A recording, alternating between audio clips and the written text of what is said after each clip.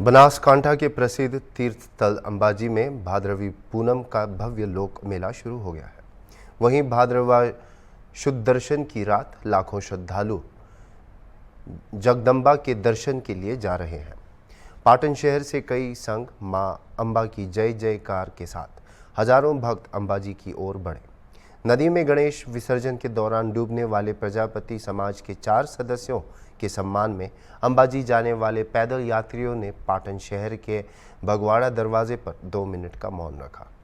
शुक्रवार रात को पाटन शहर से जिनीपोल यूथ क्लब के जय अम्बे पगपाला संघ ने इस 27वीं वर्ष की यात्रा में माताजी के रथ के साथ लगभग 100 पद यात्रियों को भी शामिल किया।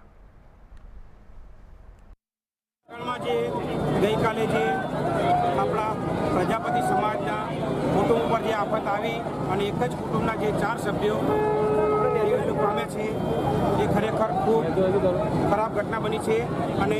अनुसंधान में अमरा पाटीदार समाजना दरेक संघों आज पोताना स्थाने थी खाली आरती करीने बगवाड़ा सुधी साउंड वगर आव्या छे अने ए प्रार्थना करी छे कि प्रभु आ चारे दिव्य आत्मा ने परम कृपालु प्रभु एमनी आत्मा शांति आपे।